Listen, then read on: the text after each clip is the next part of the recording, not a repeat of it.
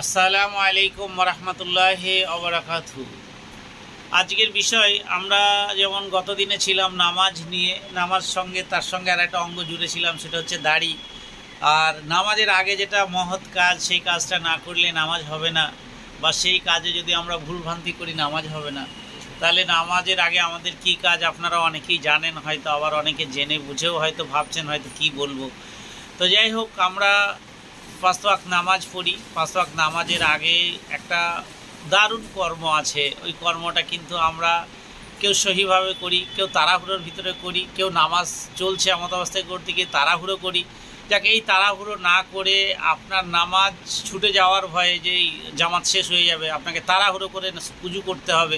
আমি যেটার কথা বলছি সেটা কিন্তু উজু না হলে কিন্তু আপনার নামাজ হবে না। উজু করতে হলে যে নিয়মগুলো আছে আপনাকে অবশ্যই নিয়মগুলো পালন করতে হবে। প্রথমে এই যে হাত 3বার আপনাকে এই কবজি পর্যন্ত ভালো করে ধৌত করতে হবে।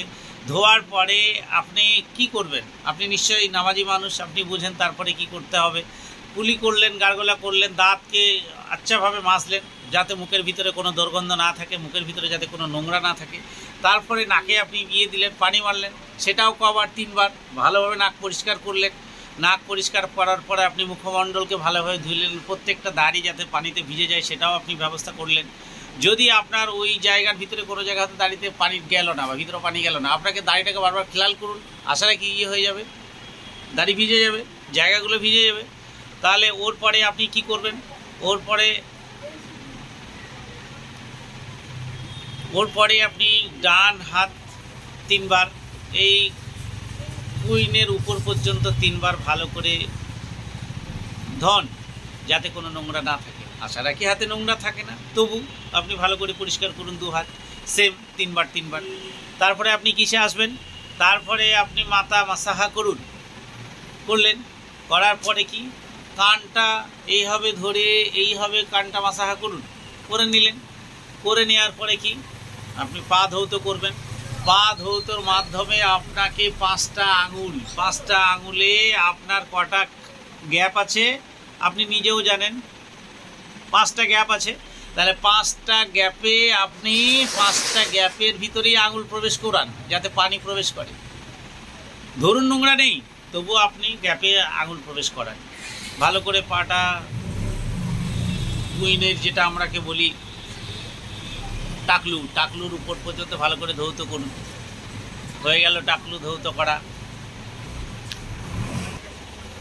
যাই হোক, ডান পার গোড়ালির উপর পর্যন্ত ভালো করে ধুয়ে নিতে হবে। পরে বাম পায়ের গোড়ালি পর্যন্ত সেম ওই 5টা আঙুলের গ্যাপে আপনাকে আঙুল প্রবেশ করিয়ে তার ভিতরে পানি প্রবেশ করাতে হবে। তারপরেই পরিপূর্ণ উজুতে রূপান্তরিত হবে। যাক, উজু শেষ হয়ে গেল। উজুর আগে আপনাকে বিসমিল্লাহ বলতে হবে। উজুর পরে আপনার একটা দোয়া আছে, সে দোয়াটা পড়তে হবে। দোয়াটা আপনারা অনেকেই জানেন, লা ইলাহা ইল্লাল্লাহু ওয়াহদাহু লা শারীকা লাহু লাহুল মুলকু ওয়া লাহুল হামদু ওয়া হুয়া আলা কুল্লি শাইইন কাদির। এবং বিসমিল্লাহ বলে শুরু করবেন। বিসমিল্লাহির রহমানির রহিম। অনেকে বলেন যে বিসমিল্লাহির রহমানির রহিম বলার অত ঠিক না, কিন্তু বিসমিল্লাহ বলে শুরু করাটাই সঠিক। তো যাই হোক, আমরা অল্প জ্ঞানী মানুষ, নামাজকে ভালোভাবে মূল্যায়ন করতে হলে তার আগে ভালোভাবে উজু করতে হবে।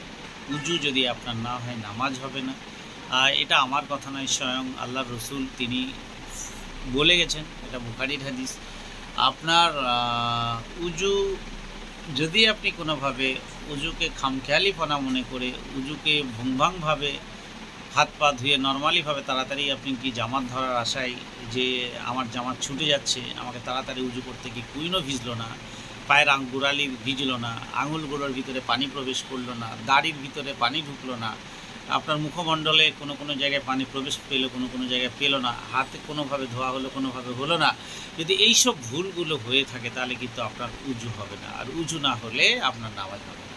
তাহলে আমাদের নামাজ পড়ার আগে সর্বপ্রথম আমাদের উজুটাকে ভালো করে করতে হবে। উজু করার পরই আমাদের নামাজে দাঁড়াতে হবে।